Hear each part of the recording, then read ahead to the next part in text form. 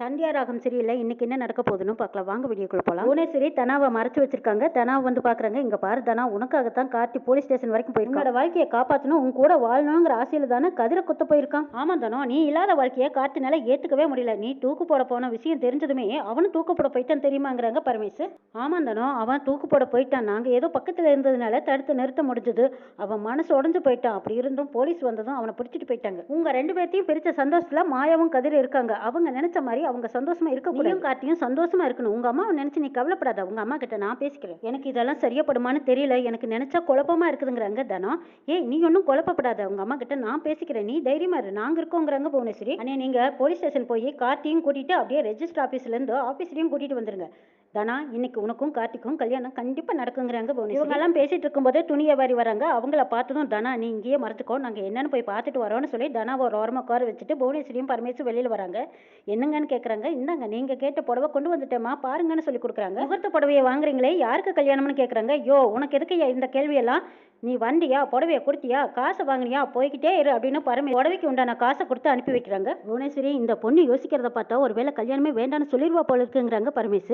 அண்ணே, அவளை சம்மதிக்க வைக்க வேண்டியது என்னோட பொறுப்பு. நீங்க போய் முதல்ல கார்த்தியை கூட்டிட்டு வாங்கங்கிறாங்க. சரிமான்ட்டு போறாரு. ஆனா இந்த உனக்கு தான் முகூர்த்த புடவை வாங்கியிருக்கோம், இதை கட்டிக்கோ. இன்னும் கொஞ்சம் நகைகள் வீட்டில் இருக்கு, அதையும் கொடுக்குறேன், நீ போட்டுக்கோ.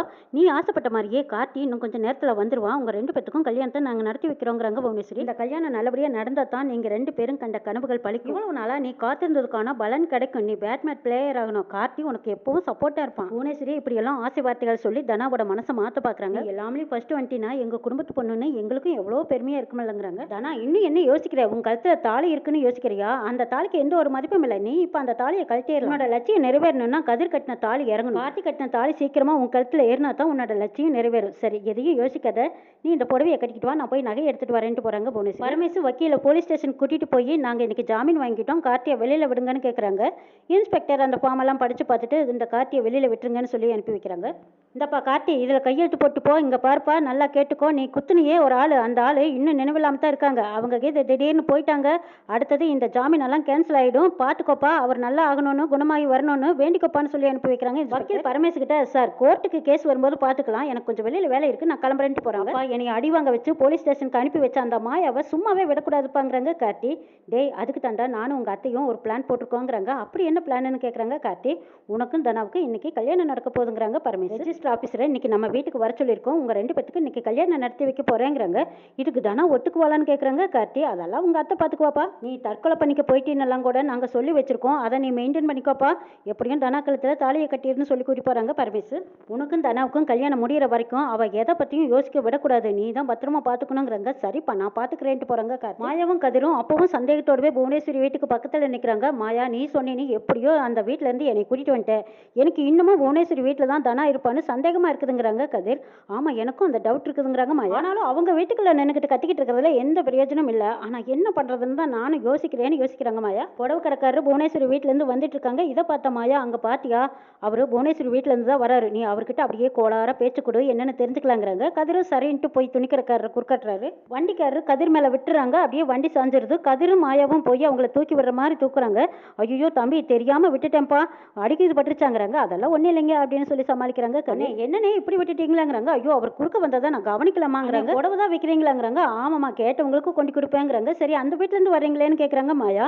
ஆமாம், அங்கே கல்யாண புடவை பட்டு வேஷ்டியெல்லாம் கேட்டாங்க, அதான் கொண்டு கொடுத்துட்டு வரேங்கிறாங்க. அங்கே யாருக்கு கல்யாணம்னு கதிர் கேட்குறாங்க. அதை ஏன்ப்பா கேட்குற? கேட்டதுக்கு தான் என்னை திட்டி விட்டுட்டாங்க. சரி, நமக்கே வம்புன்ட்டு நான் வந்துட்டேங்கிறாங்க. உனக்கு அடி எதுவும் படலையிலங்கிறாங்க. அதெல்லாம் ஒன்றும் இல்லைனுங்கிறாங்க. சரிப்பா, நான் வரேன்ட்டு துணிக்கடைக்காரர் போயிடுறாங்க. என்ன மாயா, அது கல்யாண புடவை எதுக்கு வாங்கியிருப்பாங்க என்னங்கிறது டவுட்டாக இருக்குதுல்லங்கிறாங்க. ஆமாம், எனக்கும் சந்தேகமாக தான் இருக்குதுங்கிறாங்க. சரி, அப்போ கார்த்தி ஸ்டேஷனில் தானே இருப்பான்னு சொல்கிறாங்க கதிர். சரி, ஒரு நிமிஷம் இரு அப்படின்னு சொல்லிட்டு மாயா ஸ்டேஷனுக்கு ஃபோன் அடிச்சு கேட்குறாங்க. சார், என் பேர் மாயா, எங்கள் மாமாவை ஒருத்தர் குத்திட்டானல, அவன் பேரில் கேஸ் ஸ்ட்ராங்காக போடுங்க சார், அது பார்த்த சாட்சி நிறைய பேர் இருக்காங்கன்னு சொல்கிறாங்க. இங்கே இப்போ இல்லைம்மா, அவங்க அப்பா வந்து ஜாமீன் வாங்கிட்டு வந்து அவனை வெளியில் கூட்டிகிட்டு போயிட்டாங்கிறாங்க. அதேமாரி நீங்கள் ஏதாவது அவன் பேரில் கேஸை கொடுத்து பார்க்கணுன்னா நீங்கள் கோர்ட்டில் தான் பார்த்துக்கணும்னு சொல்லிடுறாங்க. இதை கேட்டது மாயா டக்குன்னு ஃபோனை கட் பண்ணுறாங்க. என்ன மாயா, என்னாச்சுன்னு கேட்குறாங்க கதிர். ஜாமீனில் கார்த்தியை வெளியில் எடுத்துகிட்டு வந்துட்டாங்கிறாங்க. கார்த்தியா, எனக்கு அப்பவும் சந்தேகமாக தான் இருந்துச்சு, கார்த்திக்கும் தனாவுக்கு இப்போ கல்யாணம் பண்ணி வைக்கிறதுக்கு தான் அவங்க இப்படி ஒரு முயற்சி எடுக்கிறாங்கிறாங்க. இப்போவே போய் அந்த கார்த்தியோட மூஞ்சி உடைக்கிறேன் பாருங்கிறாங்க. டே, இங்கே பாரு, கல்யாணத்தை நிறுத்துறதா முக்கியம். தனா கிட்ட நிறைய பேசி அவ அவளை கன்ஃபியூஸ் பண்ண வச்சிருப்பாங்க. நம்ம கூப்பிட்டாலும் அவள் வருவாளாங்கிறது எனக்கு தெரியல. யார் சொல்லி கூப்பிட்டா வருவாங்கிறது எனக்கு தெரியும். நான் பார்த்துக்கிறேங்கிறாங்க. பெரியமா பேசினாங்கன்னா மட்டும்தான் தனாவோட மனசை மாற்றி கூட்டிட்டு வர முடியும். சரி வா போலான்னு கதிர் மாயா அங்கிருந்து போறாங்க. ரகுராம் வீட்டில் எல்லாரும் சோகமா கொண்டிருக்காங்க. பாட்டி கேட்குறாங்க, என்னது இவ்வளவு நேரம் ஆகியும் இன்னும் தனாவை பற்றி எந்த தகவலும் தெரியலையாங்கிறாங்க. ஆமா அத்தை, அவளோட கூட படிக்கிறவங்க கிட்டையும் எல்லாத்துக்கிட்டையும் ஃபோன் பண்ணி கேட்டு பார்த்தாச்சு, யாருமே தெரியலன்னு தான் சொல்றாங்க. பார்வதி சொல்லிட்டு இருக்கும்போதே சீனுவும் சிவராமனும் வராங்க. இவங்களை பார்த்ததும் ஜானகி சந்தோஷப்படுறாங்க. சீனு, தனாவை கூட்டிட்டு வந்துட்டீங்களா? எங்கடா எங்க காணான்னு கேட்குறாங்க. அண்ணி மன்னிச்சிடுங்க, நீ இன்னும் தனாவை எங்களால கண்டுபிடிக்க முடியலைங்கிறாங்க சிவராமன். ஊர் புறம் தேடி பார்த்துட்டோம், அவள் ஃப்ரெண்ட்ஸுங்கள்கிட்டையும் கேட்டு பார்த்துட்டோம், பஸ் ஸ்டாண்டு, ரயில்வே ஸ்டேஷன் எல்லா இடத்துலையும் ஒன்று விடாம தேடி பார்த்துட்டோம், எங்கேயுமே காணோம். எல்லா இடத்துலையும் தேடி பார்த்து காணாத இருக்கிறதுனால எனக்கு சந்தேகமா இருக்குதுங்கிறாங்க. ஐயோ என்னங்க இப்படி சொல்றீங்கன்னு கேட்குறாங்க பார்வதி. ஆமா, எனக்கு இந்த கதிர் பையன் மேலே தான் சந்தேகமா இருக்குதுங்கிறாங்க. ஆமாம்மா, இந்த கதிர் பையன் கூட அவளை தூக்கிட்டு போனாலும் போயிருப்பான், முதல்ல அவனை பிடிச்சி கேளுங்கன்னு சொல்றாங்க பத்மா. ஆமா, அவனையும் தேடி பார்த்து கேட்டு வந்தா. அவன் நம்ம பாட்டி வீட்டில் தான் இருக்கான்னு சீனு சொல்றாங்க. என்னது, அங்கேயே தங்க வச்சிருக்காங்க? உங்க பாட்டிக்கு என்ன கிறுக்கா பிடிச்சிருக்குன்னு கேட்குறாங்க பத்மா. அது மட்டும் இல்ல, கூடவே மாயாவும் இருக்கான்னு சொல்றாங்க சிவராமன். அப்போ அவங்க 2 பேரும் தான் தனாவை தூக்கிட்டு போயிருக்கணுங்கிறாங்க. ஆமா, அப்படி சந்தேகப்பட்டு தான் நாங்களும் போய் அடிச்சு அவனை மிதிச்சு கேட்டு பார்த்தோம், எதுவுமே தெரியலன்னு சொல்லிட்டாங்கிறாங்க. டே, அவன் போய் சொல்லியிருப்பாங்கிறாங்க பத்மா. ஆமாம்மா, ஆனா பாட்டியும் அவன் நேற்றுல இருந்து எங்க கூட தான் இருக்கான்னு சொல்றாங்க. உங்க பாட்டிக்கு என்ன தவிர மற்றவங்க எல்லாரும் நல்லவங்களா தான் தெரிவாங்க.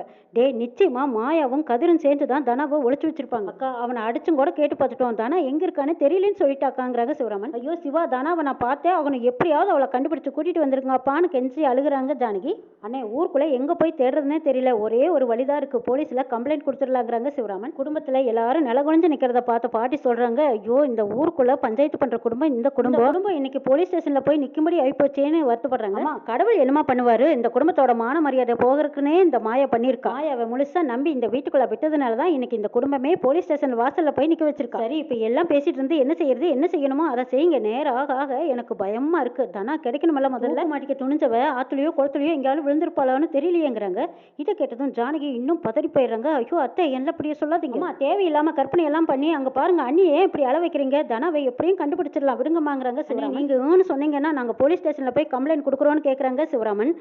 ரகுராம் சரின்றாங்க. சீனூர் சிவராமன் 2 பேரும் போலீஸ் ஸ்டேஷன் போறாங்க. முதல் தடவையா இந்த குடும்பமே போலீஸ் ஸ்டேஷன்ல போய் நிக்க போகுது. இதுக்கெல்லாம் காரணம் மாயா தான். அந்த மாயா நல்லாவே இருக்க மாட்டா. ஆத்மா வாய்க்கு வந்தபடி மாயாவை திட்டி தீக்குறாங்க. இதையெல்லாம் பார்த்துட்டு இருந்த ஜானகி, அத்தை நான் கோயிலுக்கு போயிட்டு வந்துட்டுமாங்கிறாங்க. சரி போயிட்டு வாமான்னு அனுப்பி வைக்கிறாங்க. ஜானகி கோயிலுக்கு போறாங்க. புவனேஸ்வரி வீட்டில் புவனேஸ்வரி நகையெல்லாம் எடுத்துக்கிட்டு தனாவை போய் பாக்குறாங்க. தனா இன்னுமா நீ ரெடி ஆகல? அண்ணன் இன்னும் கொஞ்ச நேரத்துல கார்த்திகோட வீட்டுக்கு வந்துருவாரு. கார்த்தியை ஜாமீன்ல எடுத்துட்டு வராங்க. கூடவே ரெஜிஸ்டர் ஆபீஸரையும் கூட்டிட்டு வராங்க. கொஞ்ச நேரத்துல நல்ல நேரமும் வந்துடும். இந்த நகையெல்லாம் போட்டுக்கிட்டு ரெடி ஆகி வா, சீக்கிரம் வா அப்படின்னு சொல்லிட்டு புவனேஸ்வரி அங்கிருந்து போறாங்க. பக்கத்துல முகூர்த்த புடவை நகையெல்லாம் இருக்கு. தனா குழப்பத்தோட உட்காந்துருக்காங்க. ஜானகி கோயிலுக்கு வந்து சாமி முன்னாடி நின்று கேட்கறாங்க, ஏமா எங்களை இப்படி சோதனை கொடுக்குற? சோதனையெல்லாம் தாண்டி மீண்டு வரதுக்குள்ளேயே மறுபடியும் பாதாளத்தில் தள்ளி விடுற பொண்ணு தனாவை காணா, அவளை எப்படியாவது என் கண்ணுல மட்டும் காட்டிடு, அது போதும் எனக்குன்னு வேண்டிட்டு இருக்காங்க ஜானகி. புவனேஸ்வரி பரமேஷ்க்கு போன் பண்ணி கார்த்தியை கூட்டிட்டு வரையாங்கிறாங்க. ஆமா, இப்ப கையோட கூட்டிட்டு வந்துட்டு இருக்காங்கிறாங்க. அப்படியா, சரிண்ணே, சீக்கிரம் வாங்கன்னு சொல்லி வைக்கிறாங்க. பட்டுப்புடவையெல்லாம் கட்டி புவனேஸ்வரி பின்னாடி வந்து நிக்கிறாங்க. அடடே வா தனா வா, இப்பதான் உன் முகத்துல கல்யாண கையே வந்துருக்கு. கார்த்தியை கையோட கூட்டிட்டு வர்றாங்க. இன்னும் கொஞ்ச நேரத்துல கார்த்திக்கும் உனக்கு கல்யாணம்.